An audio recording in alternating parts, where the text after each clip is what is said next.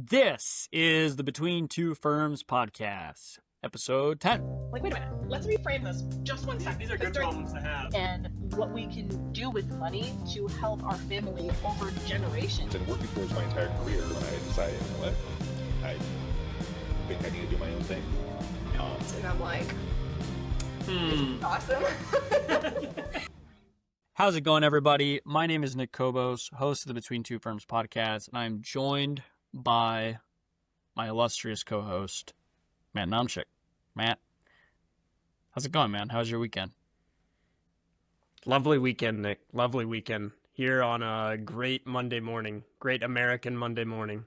It is a great American Monday morning. We've, like most Monday mornings, I don't know for you, it's been kind of a kick in the nads, just going into the schedule meeting this morning and just looking at the calendar like, oh my God, it never stops. I don't know if you felt. No, I definitely feel that. I think maybe more so. Maybe even perhaps more acutely. Yeah, a little bit more acutely, right in my face. I feel it. Yeah. Well, this morning we had every Monday morning we've got our weekly sync, and where we just kind of talk through the schedule and projects that are open, kind of what's coming up, and one of the things we've started doing is tracking capacity on a weekly basis, which I think we talked about last week. But yeah.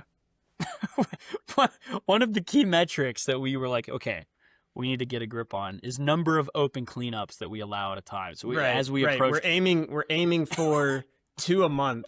And no, it's two total. We're aiming for two open cleanups at any given time. Yeah. 2 open cleanups, but we're also kind of trying to move through maybe 2 within a month. Yeah, right. Was kind of the goal. Most new clients. Yeah. But I'll say, Nick, after we kind of internally discussed this, guidance that we're trying to go through, closed probably the biggest business deal of his life, and on top of our already overbooked cleanup projects, we've got 2 cleanup projects that dwarf the whole rest of the stack. So I give a round of applause to Nick. Oh, well, thank you. And a round of applause to you, who will be. And maybe a little, I don't know what you do to drive me harder, like a workhorse. But that'll be with the deposit that we collected on this project, we should be able to afford for me to install 24-hour surveillance in your office and make sure that you're working at all hours. So that might be what it requires, to get that this should done. be easy enough. No, I think this could honestly be our firm update. You want to make this the firm update? We can go ahead and move into the firm update. Yeah. Okay, let's do it. So, like Matt said, we closed a pretty big cleanup job. At least for us, it's a pretty big cleanup job last week. And it was something that we were already kind of tracking. It's an existing client, really, that has 2 entities. Both need to be cleaned up for about 2 tax years. And we'd already kind of taken the client on month to month going forward, but we still had to clean this backlog. So we closed, we got the proposal signed, got the deposits paid. And now we're trying to figure out, like Matt said, kind of what is our strategy for fulfillment? Because we're already at a point where our bookkeeping is at capacity, and before cleanups, even factor. Yeah. So once our new teammate Jovi, cue the music, starts with us here in 2 weeks. That puts our monthly bookkeeping capacity at, I think it's 208 hours per month. And we've got base load, basically monthly recurring work of 120 hours or so a month. And then we've got about 200 hours of open projects before these 2 cleanups. So basically we were sitting at, once she starts, we should be in theory caught up on all our open cleanups in about 2 months after her start date. And then we just signed another 500 hours, budgeted hours, 500 budgeted hours of clean. It's a little less than that, but it's close to 500 budgeted hours of cleanup in these 2 proposals. So I don't know. On the one hand, it's a big chunk of revenue that we collect up front that allows us to double down and invest in growth. That's the silver lining. But On to the Matt's other point- hand, we what's the essentially other have hand? to. We essentially have to invest in growth, in order to get everything fulfill. out the door in a timely in a fashion. reasonable amount of time. Sure. So yeah, we'll see. We'll see how we process this and tackle it. But I'm excited about it because I know is what we talked about this morning. Is that this project gives us the upfront resources and the cash cushion that we needed in order for us to kind of start looking at making the next hire, which I'm very excited about as I desperately try to claw back some of my bandwidth during the week and also claw back some of your bandwidth. Don't say I never did anything for you, man. I'm looking out for you, dude. I'm looking out for you. This is a selfless move. Whatever helps you sleep at night, bud. It's like what's that meme of the oh my goodness, the guy from, I keep wanting to say Hidden Gems, but that's the Adam Sandler movie. I think it's Righteous Gemstones. I don't know if you've seen it, where he's like, after I pay all my church. yeah, the Ricky, he's like, after I pay my scientists and he's like, it's all a wash. Anyway, that's how I feel. I'm just selflessly trying to build us up so that we can get more stuff off your plate, Matt. And that way you can just focus on presenting your smiling face here on the podcast. That definitely seems like top priority. For sure. All right, you wanna go into talking about the episode a little bit?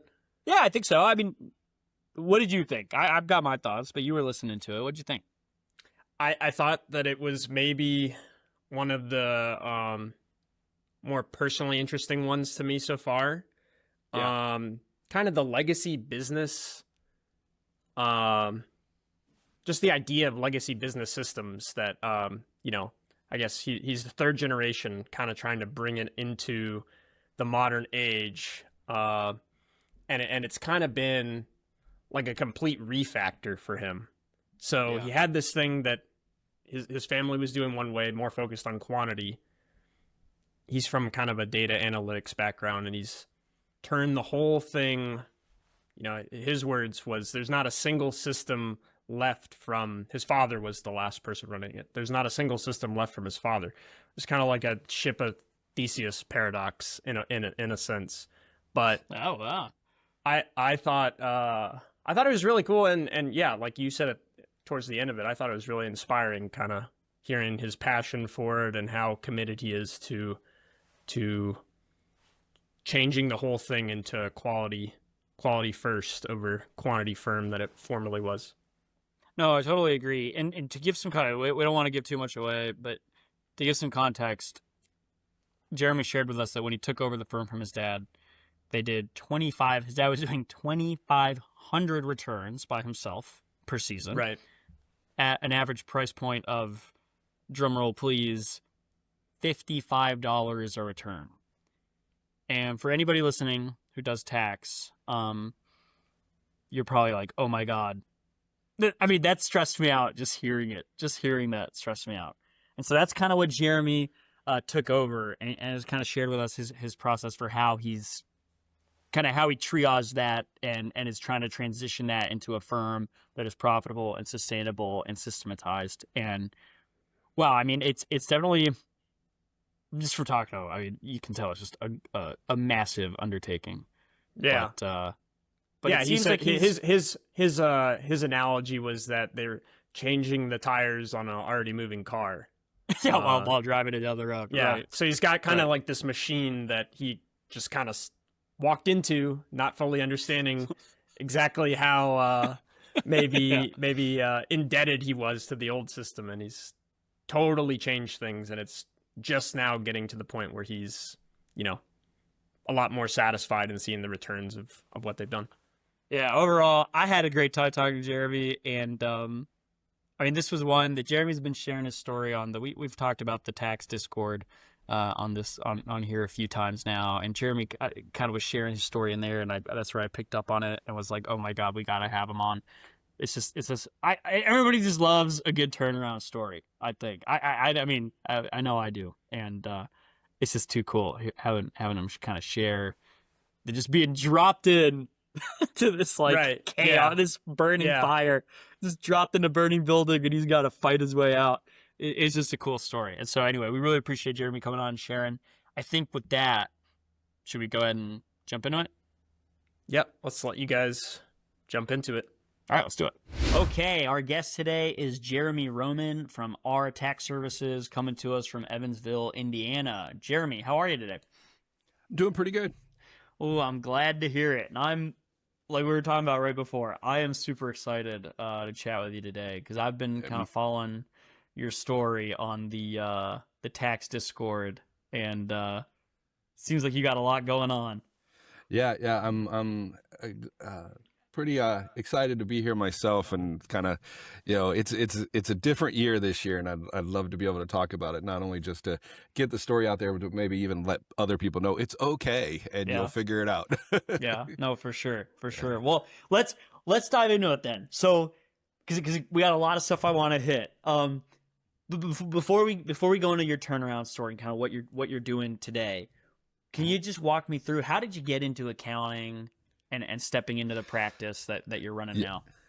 Yeah, so let's start out with the firm has been around for about 40 years.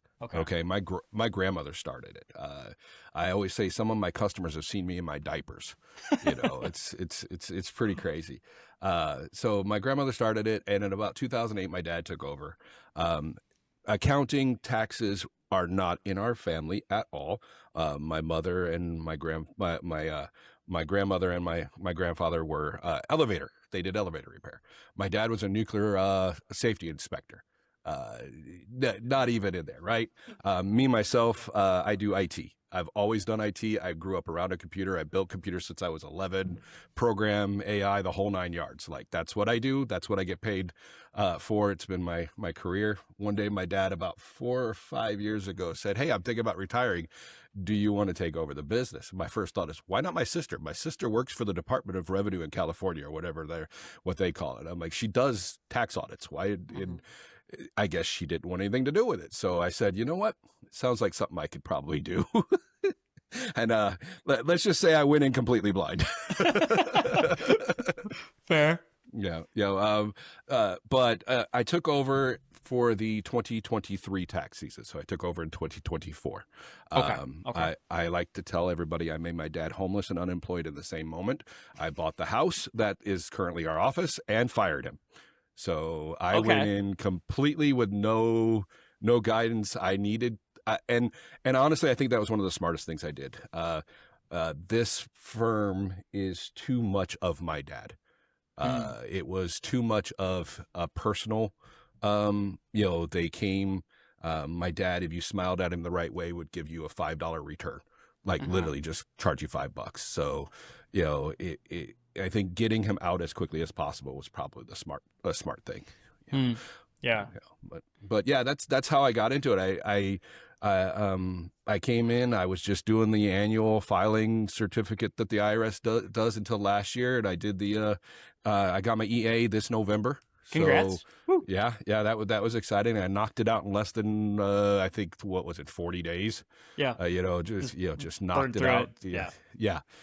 It was just something I'm like, look, if I'm going to do this, I got to do it. So, yeah. No, for sure. Yeah. Well, very cool. So there's a lot there. So yeah. So you took over the firm in 2023, and there was no left seat, right seat, or gradual transition. It was like, all right, you're in. Yep. Okay.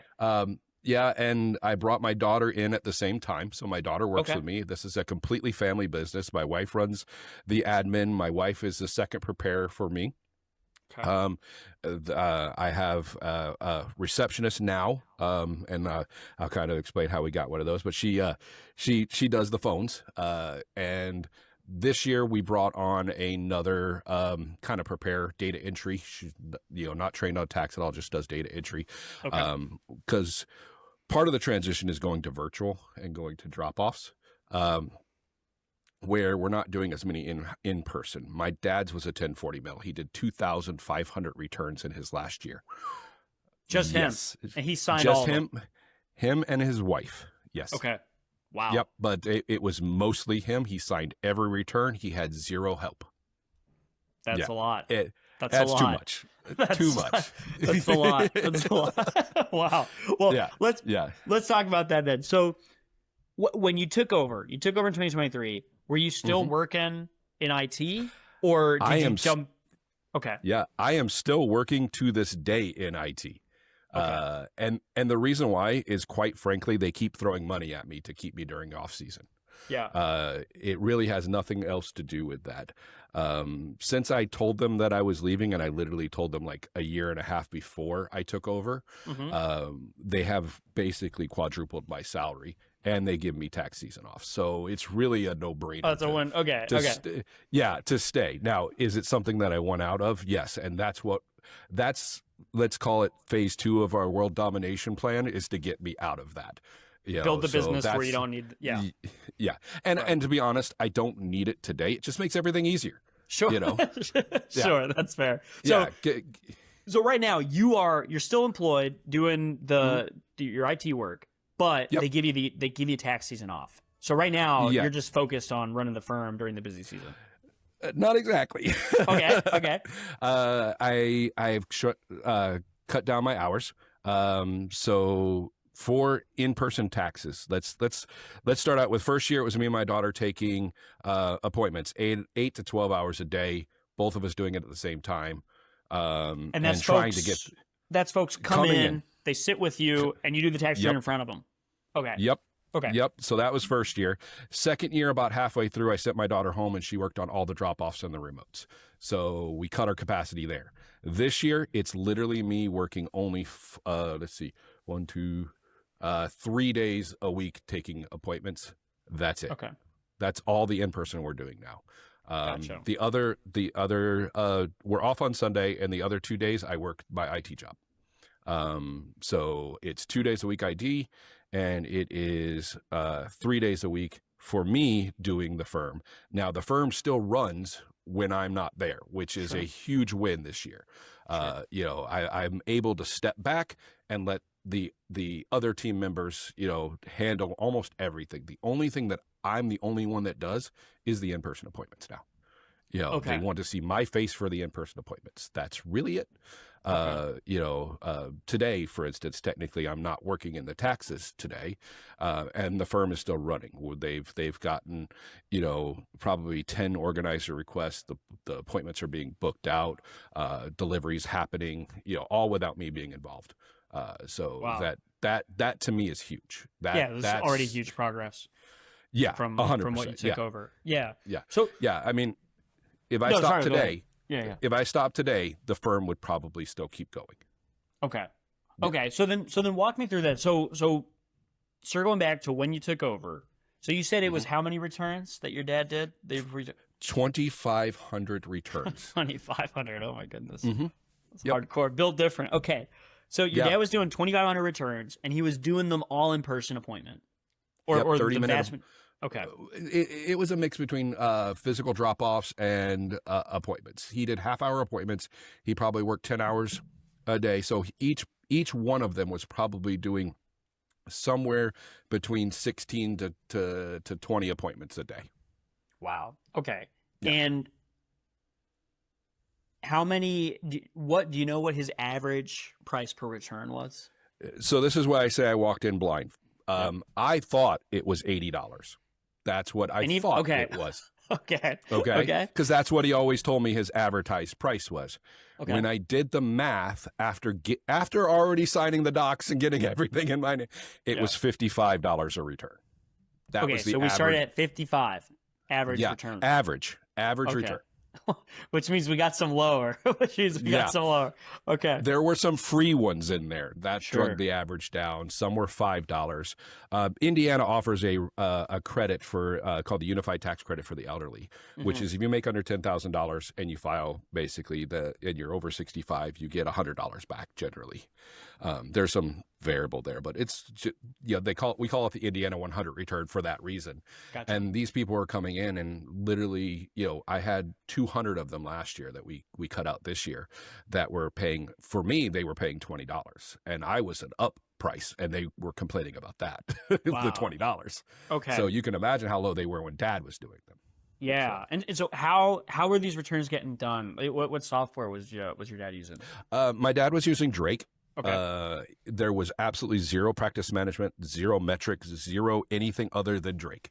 Okay. My dad had an Excel spreadsheet where he counted the number of returns he did each year and updated them each year to watch the number go higher. And I looked at that number and I said, Dad, that's just telling you how much work you're doing. That's Yeah. all that does. That's Yeah. all that does. Yeah. In my IT job, I do data analytics. Mhm. I do customer onboarding and data analytics. So it fit really nicely into building a tax firm. Yeah. I do client onboarding. So client onboarding is super easy for me. I know how to do it. So to streamline all that, get the metrics, time to first value, all of those things are second nature. It's to me. baked into So, it. Yeah, sure. yeah. So, yeah. So okay, so then your dad is doing 2,500 returns at $55 a return. He's doing them all on Drake. And then what is he? How is he collecting or billing? Was he billing? Square, physical Okay. Square. They would come in and he'd have a swipe. That's all. Yep. Okay. Yep. And he would just, like I said, if you smiled at him the right way, gave him the right, sob story, the price would be discounted. Wow. Okay. Yep. Okay. So then you step in and he says, "Hey, Jeremy, I'm done. I want to retire," and you take over. Did he give you the firm? Did you purchase the firm? I purchased the firm, purchased the seller firm, okay. finance. We are still paying that back. My agreement is 0% interest. And I basically pay him X number per year for 5 years is what Okay. we decided. And just Yep. out of curiosity, if you don't mind me asking, did you guys structure it to where it's a flat amount per year, or did you structure it based on billing, or how did you structure that? Because it's me and my dad, it's whatever I feel like giving him as long as I pay it off in 5 years. But Sure. I set Okay, it to, okay. yeah, I set it to a flat amount. Yeah. Okay. Okay. Yep. Yep. Gotcha. Going back, and obviously it's a little different because it's your dad, but going back, like for folks who are thinking about purchasing a firm or who maybe considered buying somebody who's retiring down the road's book of Mm-hmm. business, is there anything you wish you had done differently from a structure standpoint, or lessons you learned from structuring that deal that Yeah, might look at the apply to books. other folks? Look at the books. Fair. Fair. Yeah. Like I said, I didn't have any numbers. The information I got was, you making, you're doing $80 returns at $2,000 to $2,500 per return. I'm like, okay, I can make a living doing that. Mhm. Yeah, no. Sure. Yeah. So Okay. that would be the thing. And then, I would honestly say, if I was doing this again, and I thought about it because, now that we have the machine built, we can take on more if we wanted to. We know how to scale up now. We know how to handle more customers. We purposely contracted. I always say it this way: in year 1 and 2, we purposely contracted and gave up non-strategic ground in order to figure out how to take strategic ground. And that's, and I think we've gotten there. In this year, probably next year would be, our turnaround year. I count this year as our grand reopening, and that's even the thread we have on the Discord. It's my grand reopening. Right. This is the first year we did it Dad's way. The second year I changed some processes, changed the tax software. I changed, just how things came in and out. I added a receptionist. This year, there's not one piece left that Dad had. Wow. There is nothing. The whole system's been rebuilt. Yep. My dad wouldn't know how to do taxes if he walked in today. Okay. It's just he just wouldn't even know how to touch it. Well, let's go through that then, because that's super interesting to me. So okay, so we talked through what your dad was doing, and then you take over. So what was the first thing? Well, you already told me one of the first things you did was remove your dad from the business. Yeah. Tell me about that decision. Like, what was the logic there? So it was kind of funny. My dad's wife is a traveling nurse, so they had planned on being back during tax season and just kind of hanging around to see if I needed their help. And I was like, no, I don't need you here. Sure. No, don't need that. First of all, I don't need people coming in and talking to you about a discount. They still do that to this day, by the way. They call my dad because he had his personal cell phone on his business card. So they call him. And this year, not to jump ahead, but we raised our price significantly this year. And I'm getting messages from my dad telling me that people are calling him, telling him to make me change my price. Wow. Yeah. So just imagine if you would have been around in that first year. And in the first Right. year, we did raise our price as well. The first step I did after getting rid of my dad Mhm. out of the picture was to standardize pricing. Nobody got nobody got a different price. My dad tells a funny story. He had a brother and sister come in, and he charged one of them 85, the other 80. And they found out about it, and it was not good. Why did she get $5 less? That kind of thing. Yeah. So I standardized the pricing, and at the time, we set our price at $125, and I understood that some of our customers were, very, very cheap. They were, some of them even down in the $20 for a full return. That's not including those Indiana 100s that we spoke about, And I was like, look, I understand that's a big jump, but I'm going to give any returning customer a $25 discount. So effectively, I was at $100. Okay. My average price that year was probably 95. Okay. So that was a good move, and increased revenue. I did lose probably about 20%, I would say, Really? of my customers. Yeah. Really? But that was not a big deal. Like, and some of them have even come back, Yeah. they skipped a year. Yeah, because I'd So that was- imagine it's hard. I'm just thinking through it. If I'm gonna walk, so you took your average return price from $55 to $125 with the discount, really to $95 is what you said. Yeah, 95 was about what it was. So we basically doubled the average return price. Now, Yep. Was the firm profitable for your dad at 55? Yeah, he was perfectly fine with what he was bringing in. He had no trouble. It was basically him and his wife. Yeah, it was basic. Yeah, it was. Right. Yeah, and his costs were super low. No Sure. payroll. He paid Drake for like $2,500. Right, and that's that basically- was really what it is. Paper and printer. Right. That was his cost. Okay. So So it was already profitable. So then when you took it over, year one, we raised prices and we almost double your average return price. Were you profitable at that point? Yes, I would say, even with paying the payment to dad, yes, we brought home a couple of bucks. It wasn't a whole bunch. Sure. Biggest change was I brought my daughter on and had to pay her salary. Yep. She, so that was a huge bring in of cost. Yeah. For us. Adding payroll. So Sure. yeah, adding payroll. Right. and not only that, but I had to have somebody that I didn't have to train. I know that's that's the hard part, and finding someone that I trust that can walk in and immediately help. I'll brag on my daughter. She took it and started taking appointments day one. And she did wonderful. So, it was really something that I was like, okay, I can't do this alone. My wife honestly isn't capable of it. It's not something she wants to do. It's not something she's capable of doing. She helped out quite a bit answering the phones the first year, but even that got too much for her. And that's the other thing. That's one funny thing that we learn each year. I always say the first year was us doing it Dad's way. So the one change that we did make is my dad had hearing aids and it was hooked up to his cell phone. So every time the phone rang, he answered it, no matter who was in front of him. And I did not feel like that was right. You're paying for my time. Yeah. I should be devoting my time. So I always told everybody, I say, I don't answer the phone if I'm having an appointment. But the problem is I always had an appointment. Right. So nobody's answered the phone. Nobody answered the phones the first year. We were just like, we're just trying to survive here. We're just on fire. Yeah. No, we've all been there. Yeah. So that was the first year. There were a few tears. A couple people broke down, but we made it through it. Okay. So how did you actually, like, mechanically? So you decide, okay, we need to raise the prices.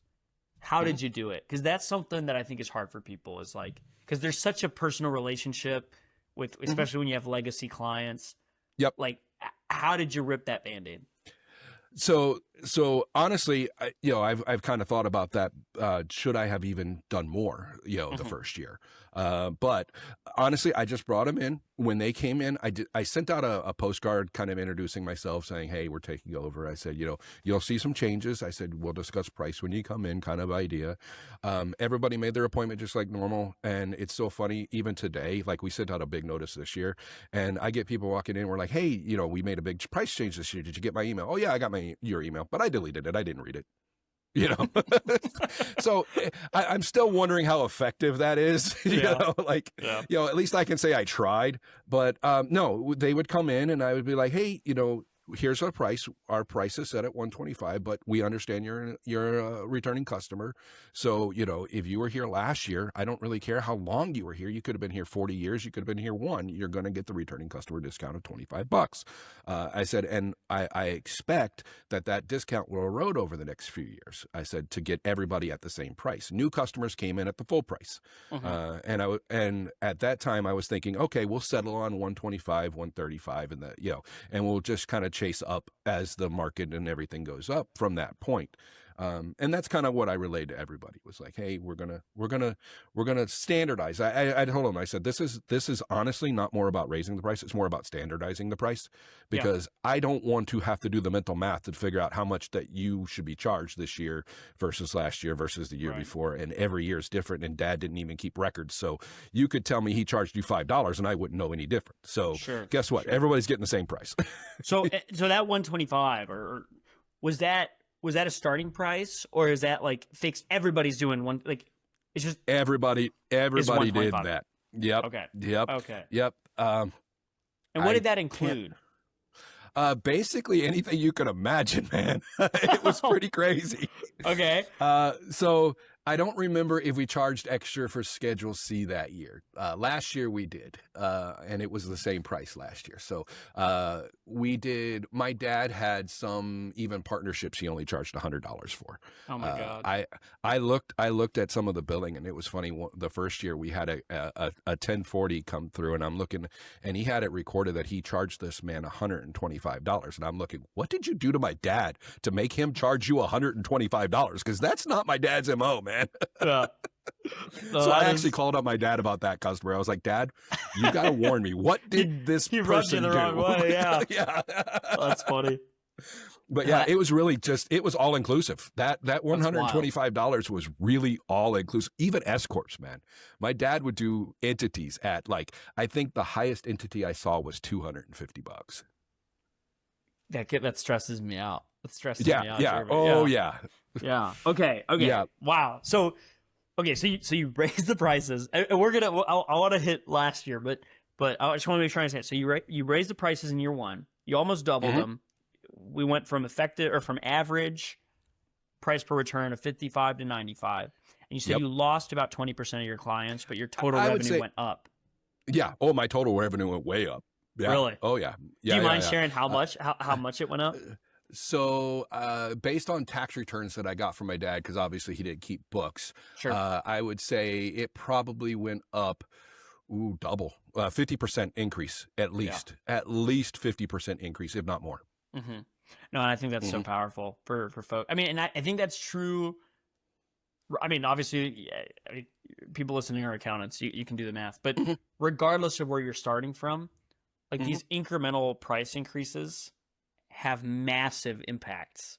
Oh, yeah. Yeah. Oh, yeah. To revenue, and even bigger impacts to the bottom line. Yeah, when you're talking 2,500 customers, just increasing by $5 is an increase, right?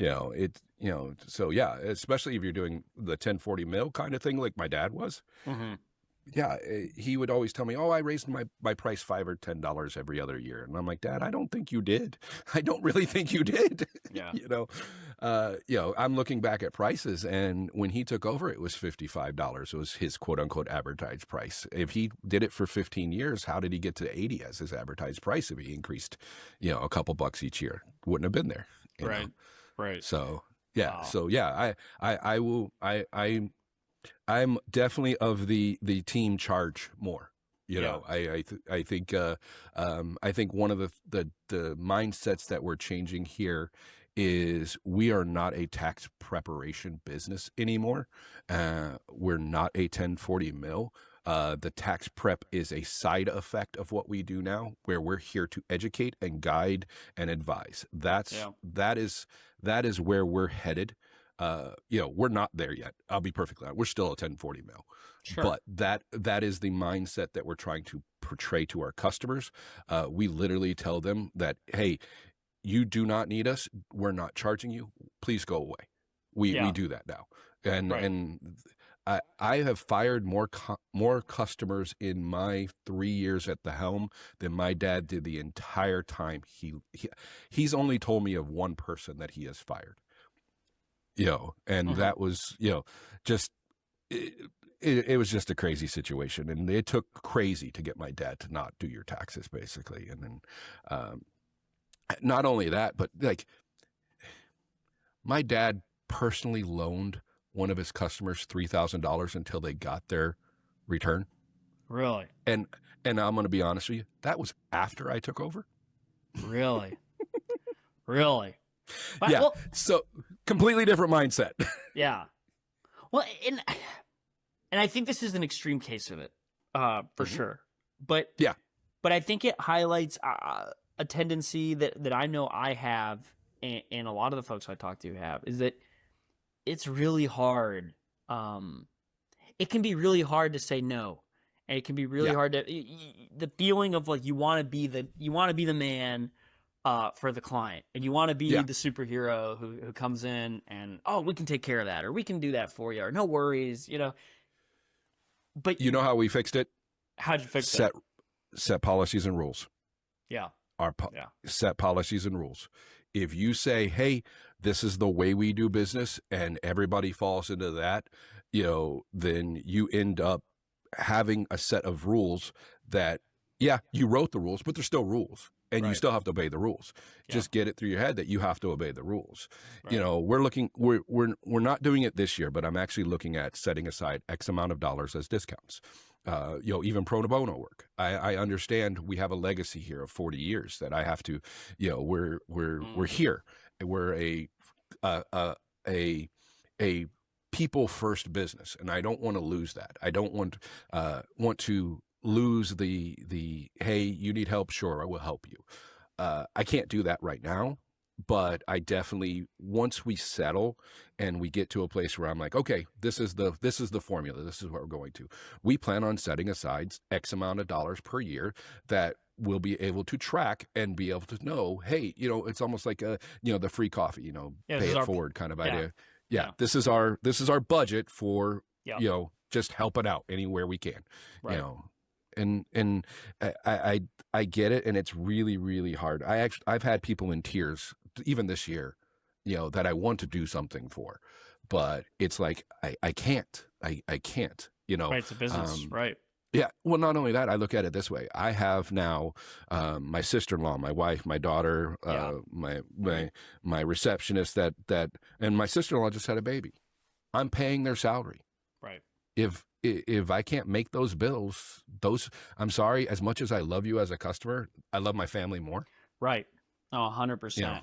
I like I said, I think that's been a helpful frame for me too, is like when you make promises to folks, like, and it doesn't always have to be net zero, but especially during busy season, there's only so many hours in the day.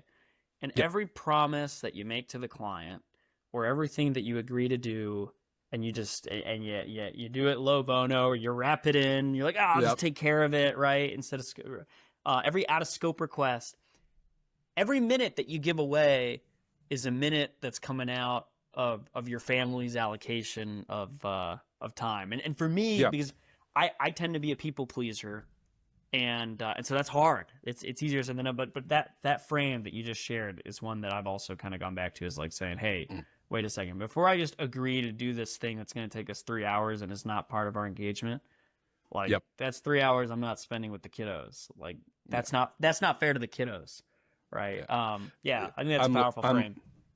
I'm blessed. I have a wife who keeps me in line. Her nickname is Ruthless. She will tell me when I'm out of line, and she has been wonderful.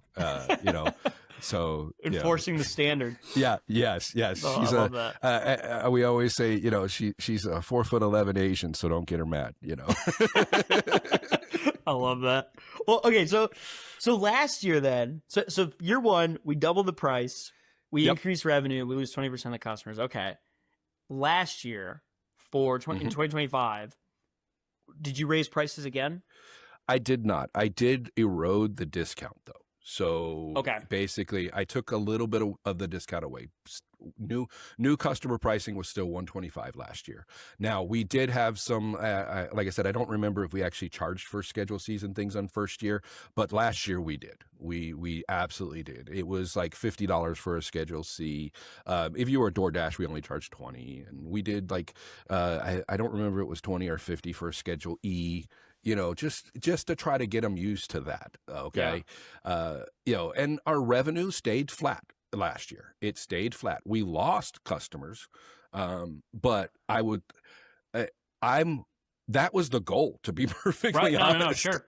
Yeah. It sounds funny, but the goal was to lose customers. I wanted to get to a place where I felt comfortable that we could serve the customer base that we had at a level that I wanted to serve them at. And at 2,500 customers, we could not do that. It was impossible to serve that number of customers at the level we wanted to serve them at. Yeah. And, you know, the last year I can tell you we did 1,650. That's how many returns we did. Okay. So you know, and we still had that Indiana 100. We still did the $20 returns for those people. Oh, really? Yeah. Oh, yeah. And so our average return price was probably around 110 last year, something like that. After everything, so it still went up. We still got dollar per return was higher. Wasn't a big jump, but when you're talking 1,600 returns, you know, that extra $10 makes a big difference. Yeah. You know, well, I like mean, if you went from 95 average price return to 110, that's, you know. Yeah, you're somewhere between public math, like a 13% or so. Increase. Yeah, that's not nothing. Yeah, and it was easy for me to tell customers, hey, we kept our price, but as I mentioned, the discount is eroding. So you know, and I think the price was like $115 for existing customers, $125 for new customers, and we honestly, I think we got like 15% new customers last year in our number. Really? So we are still bringing in new customers all the time. The landscape around here is kind of weird. Well, I shouldn't say it's kind of weird. I don't know if it's kind of weird because I don't know anywhere else. So, but you know, there are a bunch of places around here that still charge 100. I called up for a couple of price quotes this year, just to see who I could refer out the customers we didn't want to serve anymore to. Sure. We tried Vita and all that, but they're booked now. They're 100% booked. So there's two places in town, and both of them gave me a quote of either $90 or $100 to start. That was what their price was. So, and were those mom and pop places, or were those like an H&R Block or a... Nope, mom and pop places. And they're all, you know, I think it's a generational thing, to be perfectly honest with you. I think when these places started popping up, just like my dad, I think everybody had the TurboTax fear. You know, and they thought they had to compete with TurboTax. Yeah. I see that a lot.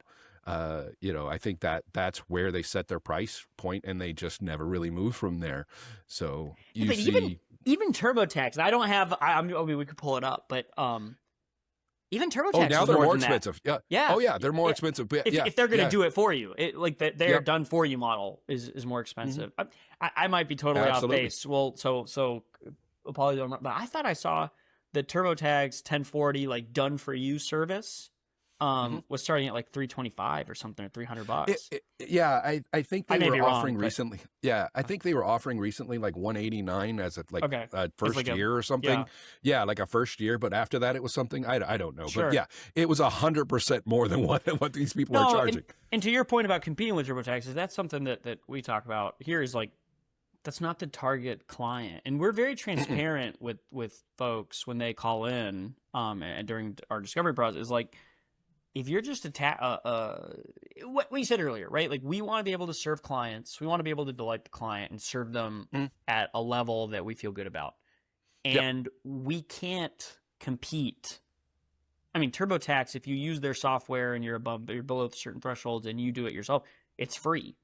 How do Yeah. I can't We say- I can't compete with Yep. free, you know? Yeah, that's Um, what I say all the time. I can't compete with Vita. I can't. Right. I can't do that. Yeah. Right. You know, and And I it- won't. it's yeah, and I won't. Yeah, I've after the first year, I'm like, look, we're gonna stop racing to the bottom. It's just Yeah. we're not going to do that anymore. It's not good for anybody here. But you know, have these the- you have these companies that have these massive. I mean, they have their own tax engine, their own tax software No. that's Yeah. built to support that. Like, Yeah. you know, with the resources of being a family, like it's impossible. It's not a competition you Yeah. can ever win. Yeah, and I you know, It's not a game worth getting playing. on a getting on a little tangent. I think the 1040 mils will probably be swallowed up by these people in Sure. years to come because of AI. I think Sure. you know. Right. Actually, I think I saw Jason on Firms Mhm. say that like the floor is going to fall out of the 1040 mils, and you know, Yeah, for the basic stuff, I- for the government form Yeah. returns. Yeah.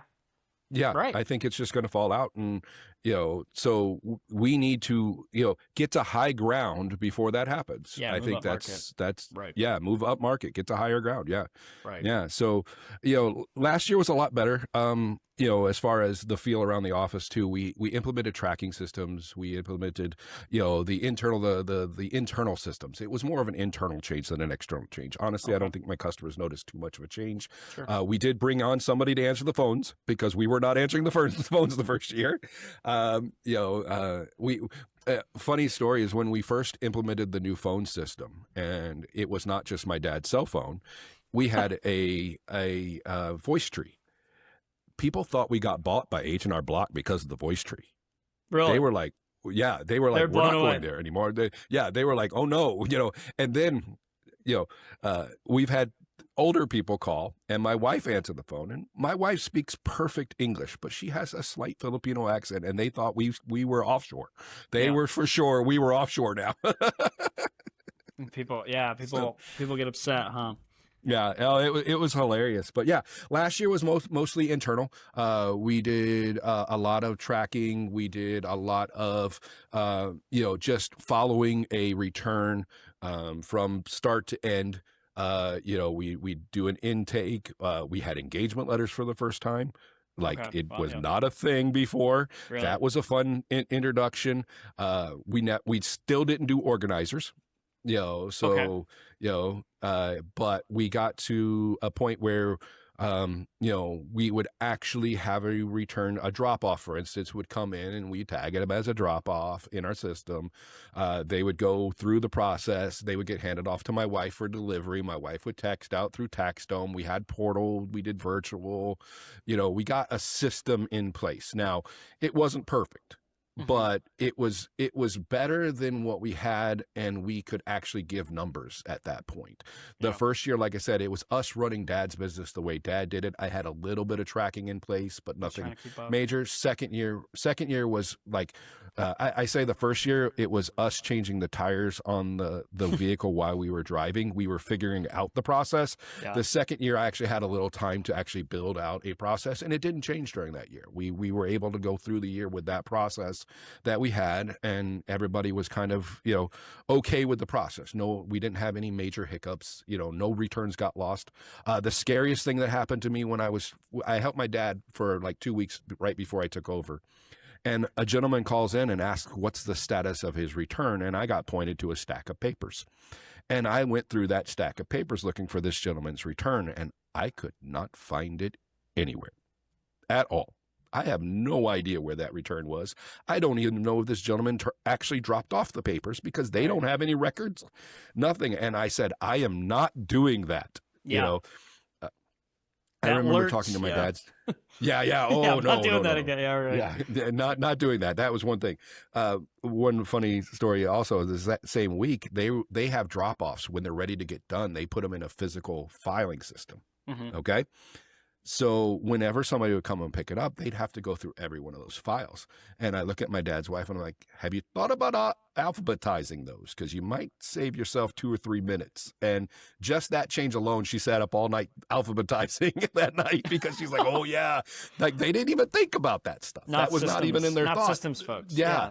Right. Yeah. So Right. when it came down to it, like I the first year, everybody commented, oh, it looks different in here. The only difference was I didn't have stacks of papers everywhere. It was all digitalized. We scanned in everything when it came in. It got put into a folder system. If they gave us the papers, because some people were like, don't you need these? I'm like, no, I've already got, they still wanted us to keep the paper. So we put it in a folder, and people are like, oh, it's so open in here. I'm like, yeah, there's no more stacks of papers. No, that's a lot of change. One thing I'm curious about, I don't know if you have any metrics for it. Did you track your hours worked? Like you personally, No. like your hours worked? Okay. But just, but I will give you vibe. horror stories. Yeah. Yeah. There was about 3 days during the middle of tax season where my daughter last year was working remote. Okay. And I would be going to bed at like 3 a.m. and she would be getting up at 3 a.m. and we would say hi to each other as we were doing the taxes. keep the machine moving. Yeah. Wow. Yep. Just to keep the machine moving. We were working our butts off. There's no other way around it. I can imagine. Yep. I am happy to say I can go to bed at 10 o'clock at night now. And I don't have to get up at, this year has been a completely different vibe. Yeah. It's been wonderful this year. As far as the vibe in the office, it's just been great. So Sure. You're not right. Yeah. Yeah. Well, and I feel like the raising prices and raising your margins just unlocks all these other areas of improvement because it buys you more of your time back, and you can not only invest that, in the experience. When you're talking such low prices, you have to take every return that comes in the door, or you don't make it. It's really that. Yeah, you have to do the volume. It's a volume based business at that point. It's not a price per. It's not even price per return at that point. It's how many returns can I get done in order to make the numbers. Right. That's really where the 1040 mills are at. They're trying to get as many done. I have a local place that's just down the road that I know charges like $100 as, just a basic, and they do 4,500 returns. Now they have staff, but I could not. No, I don't want that many customers. And those are sit down appointments. Yeah, those are sit down appointments. They're drop offs too, but they don't do anything virtual. It's everybody walks in the door. Wow. Yeah. I live and work in the same office. I don't want that many people in my house. Oh, really? Just to simply, the office is at your house. Yeah, this front half of the house is the office. The back half is where me and my wife live. So which was a big change because when we took over, we were living in Alabama. We weren't even living in the same state. I was born in this area, but I've never lived here, and all of my family's here. So I always say that was the scariest part is moving back to where my family is. People could come knock on my door. I've always lived like I grew up in New York City as an adult. My entire adult life, I was right outside New York City. About 8 years ago, we moved to Alabama. We went all in. We sold our house in Alabama. We moved up here. My daughter moved up here. Like our whole family went all in on this. We burned the ships. Yeah. This is what we're doing. Yeah. The only holdback right now is the IT job that I'm still doing. It's really it. As soon as we're done with that, and it's just and I think I've said this in the Discord. It's like, I'm going to let my employees let me know when it's time for me to stop doing the IT job. If me doing the work at the IT job means that I don't have to bring in as much for myself in the business and I can bring more employees on or pay my employees a better wage, I'm going to do that. Now, if it means that me stopping doing the IT work means that I can devote myself more to the business and grow the business in a way that makes it better for my employees, then I'll do that. Yeah. It's not about my comfort level for, when do I stop doing the IT work? It's more of, when does it make sense for the company for me to stop? Sure. No, that makes sense. That's very cool. It's a lot of change in a relatively short amount of time. Yeah. Oh yeah. And it continues to this year. Like we have changed this year again. And this was this year is the big question mark. So obviously we raised our price year one. We practically doubled. This year we went to $225 for a base return. There is nobody that does not get below $225, including for return customers. We have zero discounts. Okay, we have removed all discounts. We told customers that a return is a return. Yep. And yeah, I don't care if you're a dependent. I do not care if you're a grandmother. We have to keep it at the $225. Right. And that is our price right now. 90% of our customers land in that price. Now, we also offer other tiers now. So we offer our we call the $225 price our essentials tier. And it is literally just what they got before. It is just compliance. We file Perfect their file. return, say bye, see you next year. Yep. Bye-bye. See you later. No feedback. You know, that nothing. kind of thing. Nothing. We do it virtually. We do it drop-offs. We do in person. The complete tier is more of it's essentials plus a little bit of information and a little bit of contact during the off season. We're not really we're not allowing them to have an in-person appointment in the off season. We're not allowing them to have phone calls in the off season at that tier. It's all has to be done virtually. You know, asynchronously, virtually.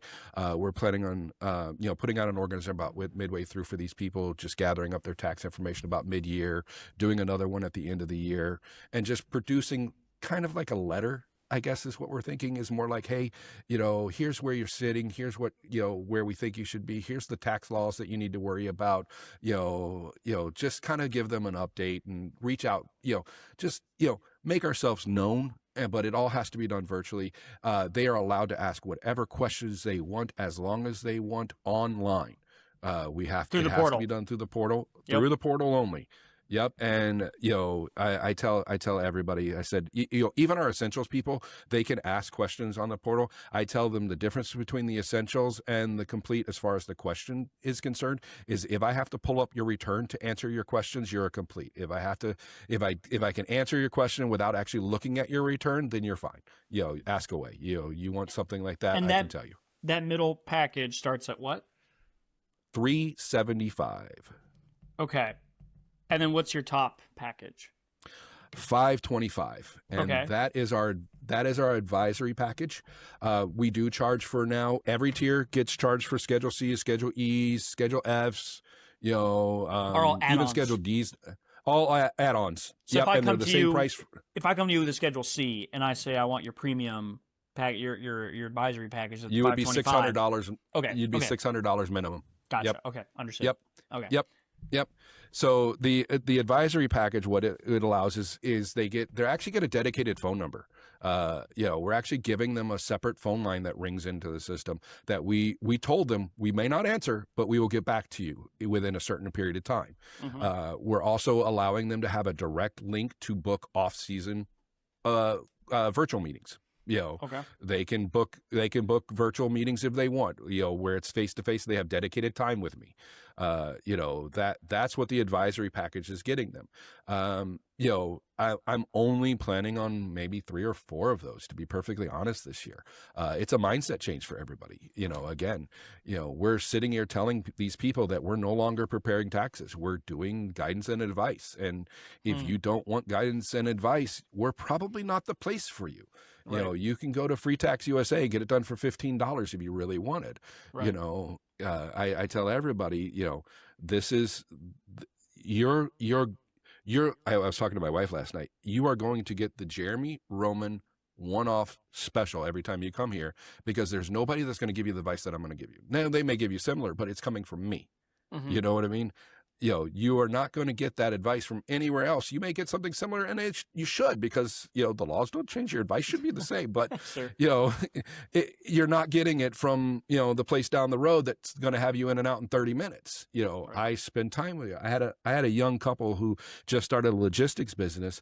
We didn't even do their return yet. And they sat down with me for an hour talking about self-employment taxes, how to keep track of their books, all of that stuff, and that's something that's what I bill for. That's what I tell them. I said, look, we're going to do your tax return, but this is what I bill for.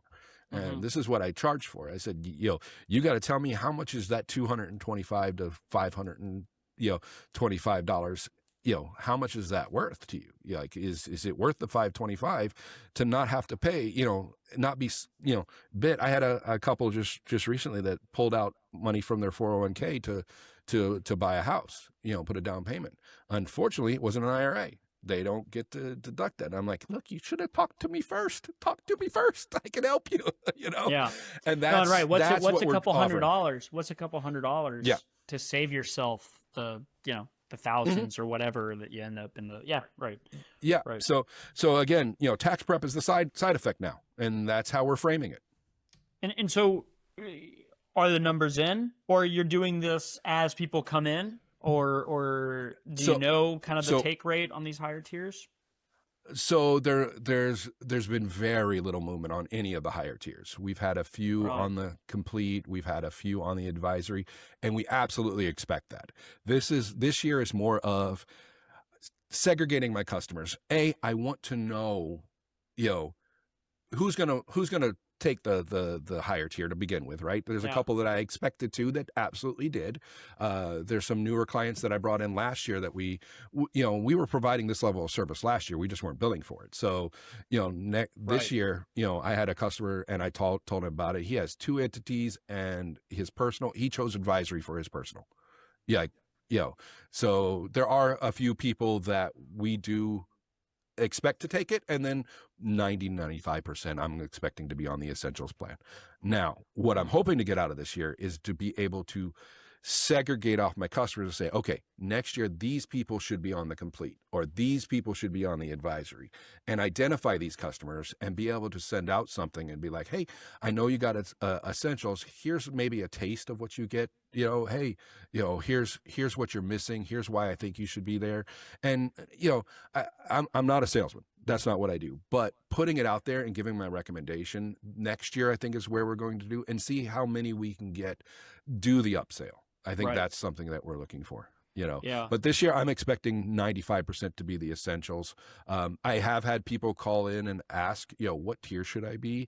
And to be honest, right now I'm saying, hey, first year out, let's see how it goes. I'm keeping you on the essentials plan. You've never had to have off-season work. You've never reached out to me during the off-season. You're compliance only. Let's keep you at compliance only. We'll talk about you next year. That's kind of how I'm phrasing it for if somebody asks.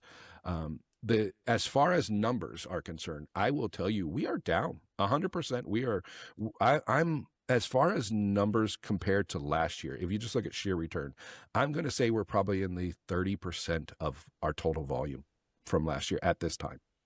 What about revenue? Revenue, I am going to tell you, we're probably at 60 or 70%. That's probably where we're at. So we're still down. But what about, and I'm okay with that. I'm going to be perfectly okay. I'm going to tell you right now, the intangibles are worth the loss in revenue. Yeah, I mean, if you're doubling, if your minimum return price went from 105, 110, to 225, and even higher because you're blending in some of these higher tiers, you can lose 30% of your revenue, and you'll still be more profitable. Right. I'm going to be more profitable regardless. It's just I may not have the you already revenue. have like your numbers are already you're going to be more profitable this year at 60%. Yeah, I'm going 70% of volume. Yeah, I'm pretty sure I'm going to be more profitable. That's a game worth playing. Yeah.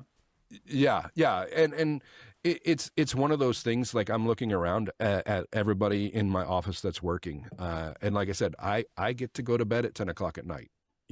Instead of 3 a.m. Right. My family, when they take on a return, they're like, we don't deal with your crap anymore. Some of these people, when you're dealing with the general public, there's always rotten eggs. And no, that's true. We don't feel like we need to keep the rotten eggs anymore. We can get rid of them and just say, sorry, go somewhere else. And I feel too that some of those rock bottom prices, I mean, obviously, kind of like you said earlier, there's a lot of people that maybe you want to help, and you can do the pro bono thing.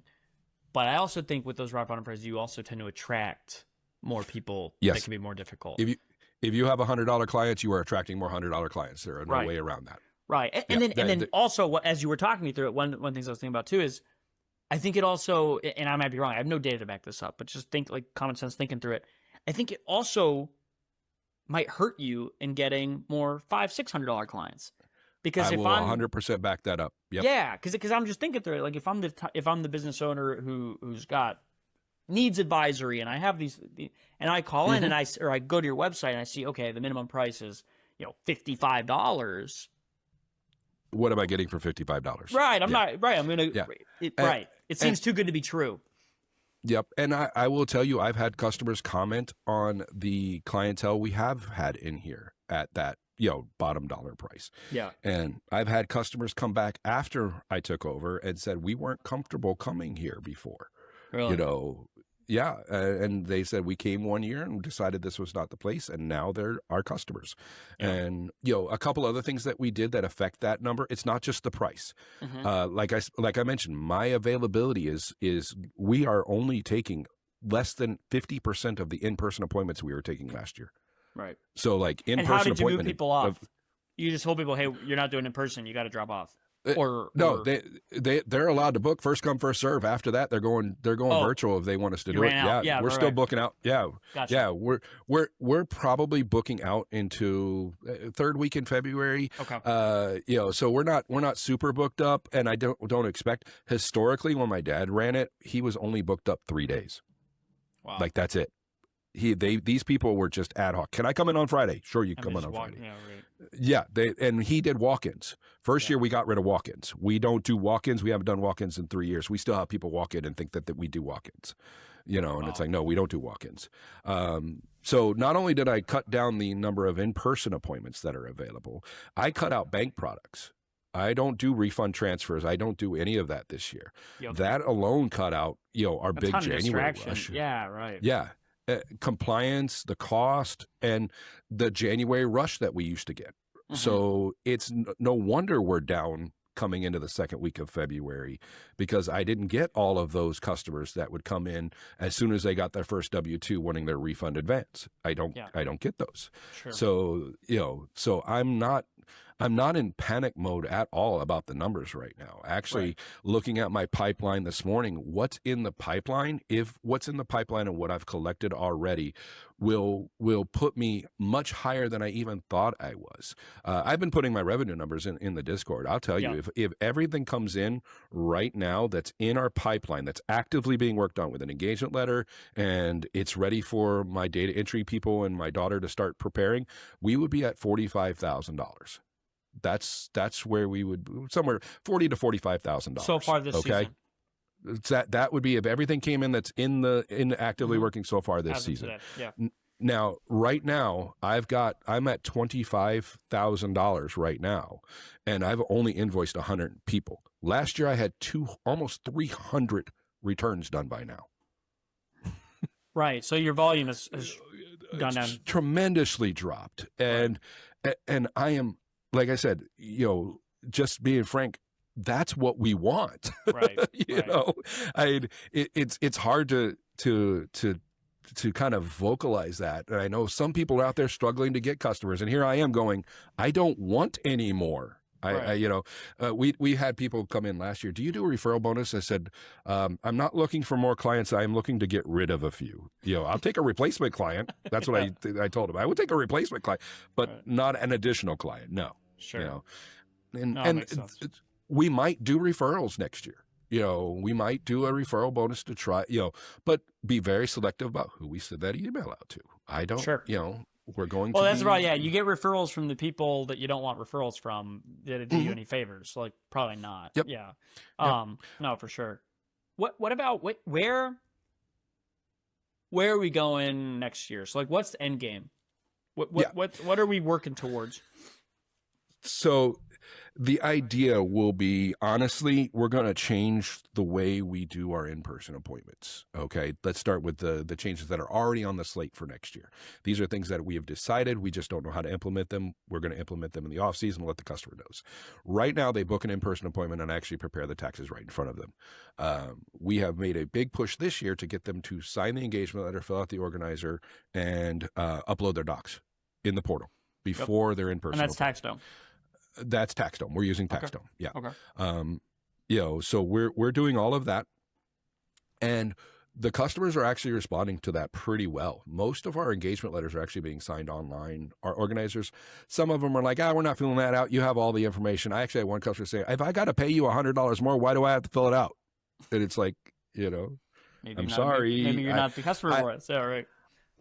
Well, I told them specifically, we've never gathered this information in an organized fashion, and I didn't say this, but I was very close. I was saying, if you think I charge $100 and have you fill it out, you should see my charge to follow you around all year to figure out what all had changed.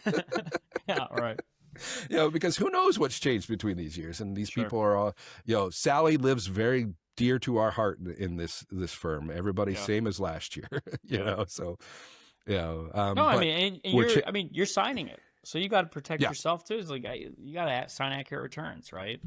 Yep. Right. Compliance is a big thing, big change around here. Right. But next year, instead of doing the in-person fill it out, we are forcing everybody to at least physically drop off their documents, and then we will schedule a 30-minute pickup, especially if you're essentials. You only get the 30-minute pickup appointment where you come in, sit down, the return's already done, and then we get to talk to them about it, okay? So that's one big change we're going to do. That should increase our amount of in-person appointments we could do, because now they're not an hour, they're 30 minutes. So we should be able to do more of those. What else? The other thing that we're going to do, we're going to send out invoices at the very beginning of the year. Everybody that we know this year is going to get invoiced next year. They're going to get their engagement letter. They're going to get their organizer all at the beginning of the year. So, we're trying to proactively do all that work. Bill up front. Yeah, bill Yeah, up front. right. Yeah. If you know you're coming back to us, we already know how much we're going to charge you. Here's your invoice. You don't have to pay it, and we're going to put it out there because people freak out sometimes. We're going to be like, we're just putting the invoice out there. Right. If you choose to pay it early, you can. The invoice is sitting out there. It will. Oh, they need don't be have to done pay before we file. until $88.79. Yep. Yeah, As long as they sign the engagement letter, we put them on our books. Basically, that's when we start looking at them. And that's the same thing this year. Is if you've signed an engagement letter or you filled out your organizer, you become a return in our system.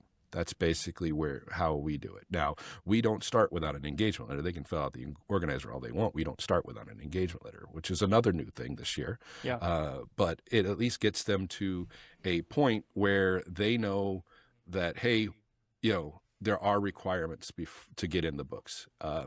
Once I hit about 50% this year, I'm probably going to send out an email and send out and say, hey, we're booked at 50%. You might want to book. Last year, we had a mad dash at the end because we were booked out 3 weeks and people weren't used to that. I told you my dad used to be only 3 days. Yeah. So, we had people this year come in and they were booking in December for March because they didn't get an appointment last year and they want the in-person appointment. Gotcha. So, yeah. Oh, that's. Well, do you plan on raising prices again for 2026? Not next year. No, Really? I'm not planning on doing it next year. Yep, I'm going to let it settle one more year, and then that will give me more information around my numbers. It'll give me a chance to talk to everybody about, hey, maybe you should be on complete, maybe you should be on advisory, and then the year after that, we're going to probably just incrementally increase. At least every other year, if not every year. I heard a wise man tell me one day, he's a landlord. He told me, I adjust the rent every year because if I don't, it becomes their rent price, not mine. Yep. And I think that's something that I definitely want to get in. I don't feel like I should increase the price next year. We did such a big jump this year, and I effectively I've changed the price every year. And pushed it up. I think my customer base needs 1 year to settle in at least. Sure. Yeah. Okay.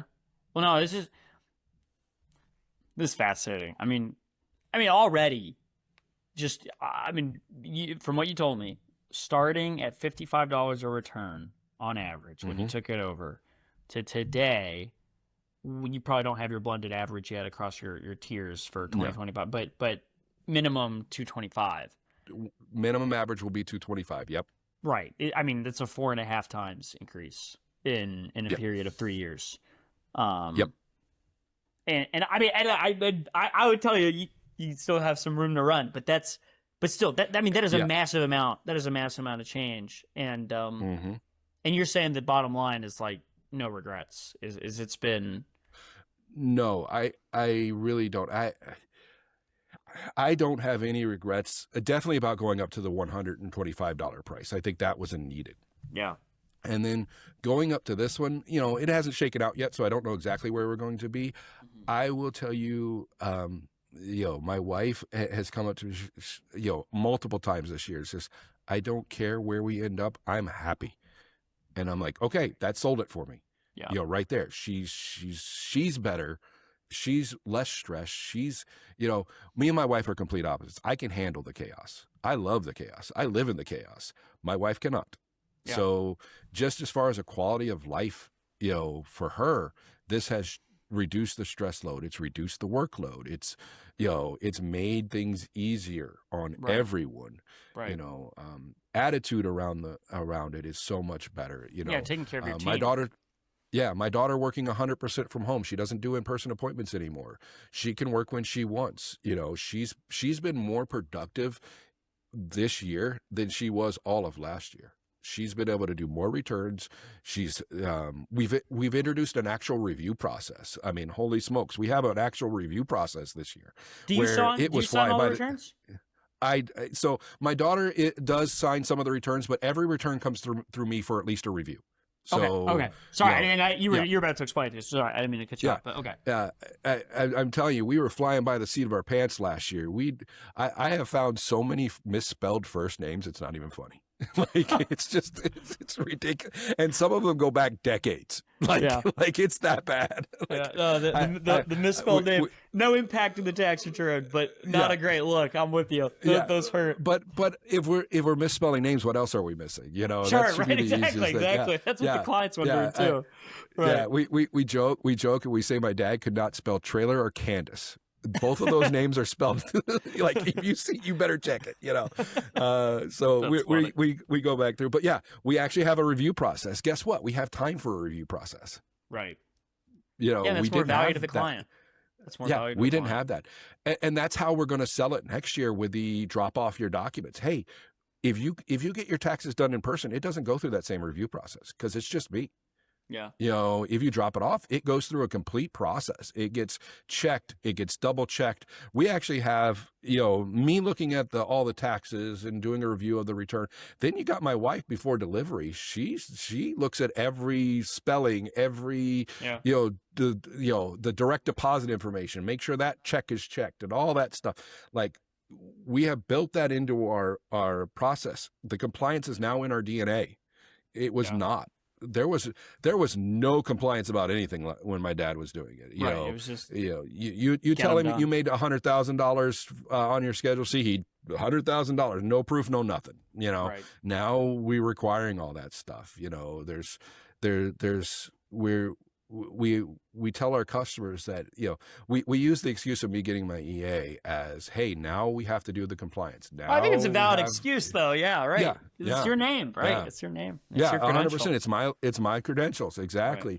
You know, engagement letters. Now we have insurance. You know, we have errors and emissions insurance. I saw one year on one of my dad's tax returns, he had almost $20,000 in errors and emissions. He didn't have insurance. So whatever, I still don't even know what that was about. You know, now we have errors and emissions insurance, professional liability. You know, Yeah. we're going from being, you know, a dude at his house doing taxes to being a full-fledged firm. Right. You know, and we did it rather rapidly. I'm telling Yeah. you, it was really 2 years until we had that. And this year is kind of like the grand reopening. This is where every system's in place. The systems are not perfect. We still have to work on them, but every system is in place. There is a skeleton of every system that needs to be there in place. Yeah, we're not flying by the seat of the pants, sure. And Yeah. I'm curious. I'll be really curious to follow up with you at the end of tax season or next year and see what the final numbers ended up being for this year with your big price increase. Because I could be totally wrong, but my suspicion, kind of what we were talking about earlier, is that I feel like it's somewhere, and I don't know where that line is, but somewhere I think you'll hit a threshold where maybe the client changes because you stop competing with TurboTax for those clients, and you enter Yep. kind of the next segment of clients who do maybe know up front that they need a little bit more attention and know they have a little bit more. I don't know. I'm just kind of thinking through it as you're telling me, but I'm curious to think see how it pans out. Yeah, I think that's 100% a viable theory. I think just talking through people and talking to people and talking Mhm. to my clients, I see that. Actually, I think our lower price was not only a hindrance in, just in the dollars, but it's a hindrance in the client. Clients beget clients. Yeah. If you got $100 client, you're getting $100 referral. And right. if you got a client that is, I've always hated to use a lower class client, you're going to get more lower class clients. Yeah. It's just the way it is. You get what, and there's a fine line here too for us because we are a 40-year-old firm, a Right. family firm, Right. third, fourth generation here. I put out a website. I'm an IT guy. Of course, my website, it's got all kinds of stuff in there. It does not look like the normal Wix website, Weebly website. I've got, business cards, and I purchased signs that are parking signs. My dad had realtor signs that were stickers from Lowe's, and I tell everybody, I said, I want to look professional from the outside, but when you walk in, you're in my house. Mm-hmm. You're meeting my wife. I'm wearing my socks. I don't wear shoes around the office. It's my socks. Hey, you're the boss. Yeah, it's You're the like boss. I love that. You are walking into my house, Yeah. and we're going to treat you like you're a guest in my house. Right. Yes, it's an office, but It's also a relationship. Yeah. yeah, Right. and we're trying to find that fine line The balance. between Yeah. to being able to be a hard-nosed business but also be a family. Yeah. I'll tell you this, my dad gave me one of the greatest compliments I think I could have gotten from my dad.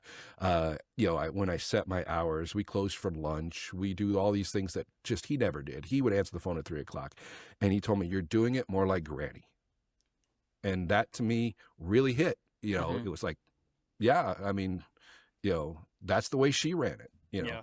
She's passed many, many years ago, but it's funny. Like I said, some of my customers, they talk about Miss Phyllis, my grandmother, and they've been coming here since she was doing it in the trailer over there, and they'll tell me all about it, and it's a family business that I'm trying to turn into a firm that still keeps those family roots. It's hard. That's an awesome legacy, and yeah, it's a challenge. But Yep. I really appreciate you taking the time to share kind of the experience so far with us. And like I said, I'm going to be fascinated. I'll be following along on the Discord as you continue to post. For anybody listening who's not familiar with the tax Discord, we'll put a link in the show notes below. But we really appreciate you sharing the story because it's such a cool turnaround, and it looks like you're headed. I mean, you're headed in the right direction. Yeah, I'm 100% confident we're making the right decision. Yeah. It's not that question. The question becomes is how long till we start seeing the till we start seeing the quote unquote profit from it. The fruits I will of tell your you, we're labor. already seeing the profit. Yeah, I'm already seeing the profit from it as far as the intangibles. 100%. The intangibles are already here. Right. Like I am 100% happy with how this year has gone. It's just a matter of when does it start showing up in the pocketbook. Sure. That's really where we're at, and from what I'm seeing, I'm not going to be upset at the end of the year. I don't think. I really don't think I'm going to be upset at the end of the year. Well, good. I think we will be, and obviously I have my, I tell everybody I have my stretch goal and I have my maintain goal. My stretch goal is to break 200,000. If I break $200,000 in revenue, that would be awesome. And my maintain goal is, somewhere around 800 returns, which would give me about 190,000. 180,000, that would be my maintain goal. That's a 50% cut from last year and still maintaining revenue or going greater than revenue, from last year. Oh, in terms of, number of returns. Yeah. Right. Yeah. Number of returns will be down 50%. Revenue will be either the same or more. Wow. And from what I'm seeing in my pipeline, I really think we will land either at or above my maintain goal where I want to be. So, Well, we're rooting for it. I want to see it happen. I want to see it happen because, like I said, it's just such a cool story, and I think it's such an admirable thing you're doing. Because, like you said, it's not as easy as just like these are relationships, and it's your There's a family lot of name. emotion And, in it. yeah, right. There's a lot of emotion. Yeah, right. there's a lot of emotion. and a lot of in the it. human, Yeah, a lot yeah. of human interaction there, right? And Yeah. I'm sure it's easier said than done, but I'm sure it takes. I think it's admirable you making the hard decisions, and I'm Yeah. sure it's not always easy. And if I were to buy a firm that I was not related to, I probably would have done this day one. Yeah. You know, This is I think yeah. I think doing it in the 2-year time frame that I did it allowed me to establish trust and establish a relationship with these people. I remember it was so funny. I was helping out a couple in the other room. We have 2 offices when my daughter was here, and I was looking at something my daughter couldn't figure out, and then my daughter comes walking by, and you hear, "That's why we keep you in the other room," talking to my wife. And the couple that was there goes, "Okay, it's not changed. It's the exact same as it was before." You know, came for we have a taxes good in the time. show. Yeah. I love it. We tell everybody, you will have the funnest times doing taxes when you come in as you could.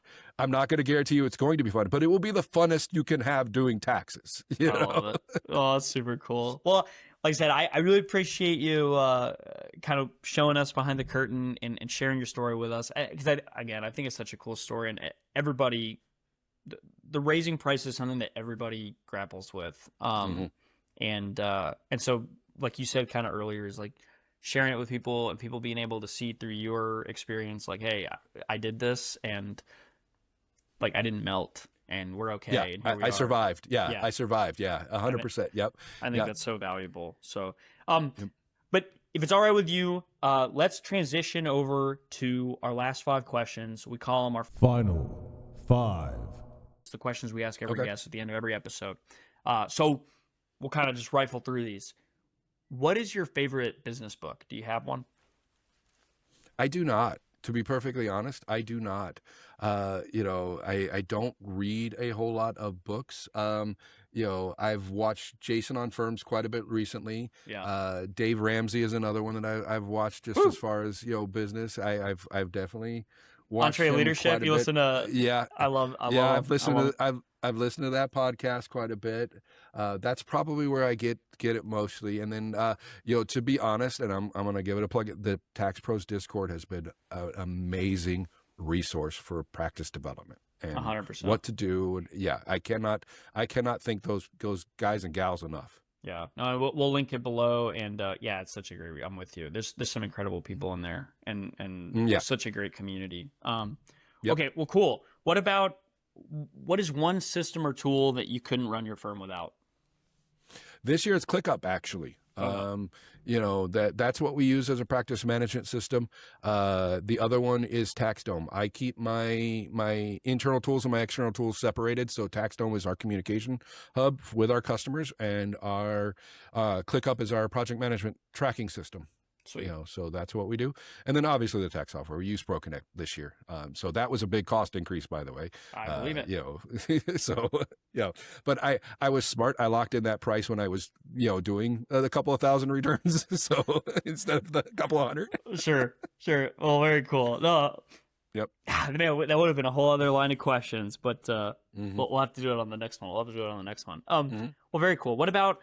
Do you have any events or conferences that you're planning on attending in the next year? Not particularly. We're toying with the idea of doing the Jason's on Firms in Nashville when it comes through. As soon as I hear more about that, that is definitely something that we're thinking about doing. So I might show my face there. But other than that, no, not really. Gotcha. My full-time job keeps me pretty locked down when I during off season. Honestly, it may end this year. It really may, which would be another huge change for us. So we'll see what happens. Honestly, it just depends on how this year shakes out. If it can support me and my wife, because that's all it needs to support, we might be done. Oh, that's very exciting. Well, very cool. What about do you have any hobbies outside of doing your W-2 and running the firm? We do a lot with our church, and I kind of mentioned this. I do audio and video myself. Yeah. So I do video streaming, I do audio streaming, internet radio. I do a lot of that with churches. We travel around during the off season because my work is remote. I've been remote since 2008. Wow. I was remote before remote was cool. So we travel around remote and go to places, different churches and do conferences and help them out with their audio and video. So that, it's a ministry we kind of run and do. So that's something we do. That's awesome. And I think when we're done, Matt will have to pick your brain as we work through some audio visual stuff.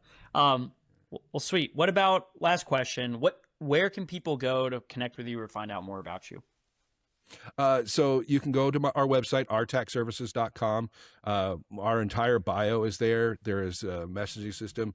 I'm on LinkedIn. I think my tag on LinkedIn is actually Linux JRO because it's all IT there.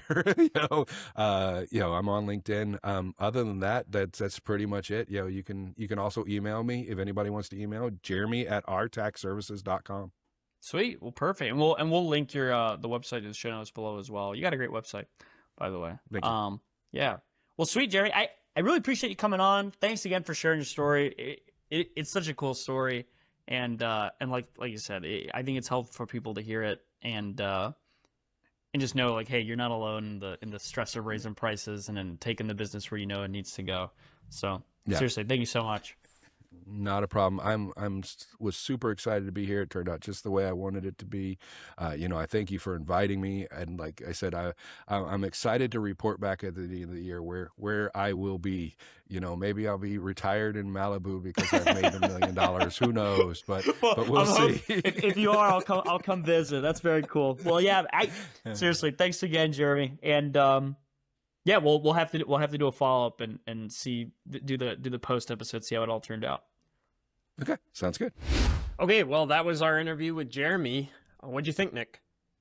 Dude, I had a good time. I had a good time with Jeremy. Jeremy's good people, and I don't know. Like I said before we started, dude. I mean, it's just the man was just dropped in to this burning building and is just trying to rebuild it while putting the fire out all at the same time. And I like the ship of Theseus analogy.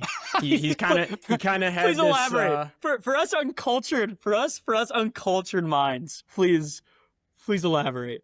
Well, Theseus, the mythical king of Athens who slayed the Minotaur. Yes, I know. Of course. Naturally.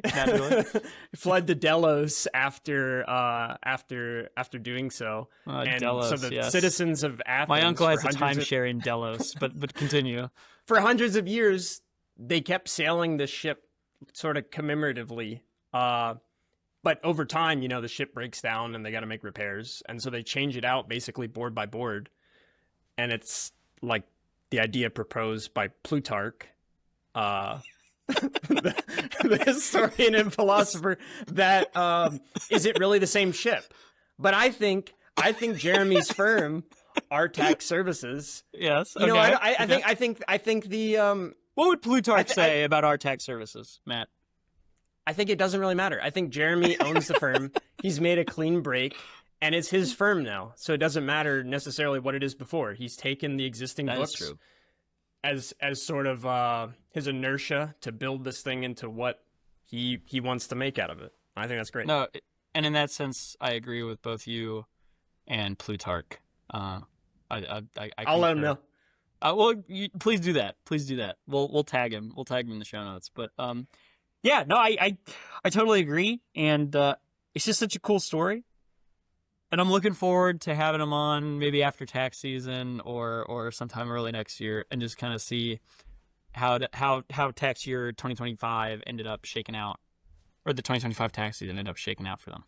So. Yeah, we didn't end up getting his tips on the audio setup, so maybe we'll have something. Yeah, there you'll have to circle back with him and see if he can help us improve our audio. Yeah, but, we need it. We do need it. But desperate need.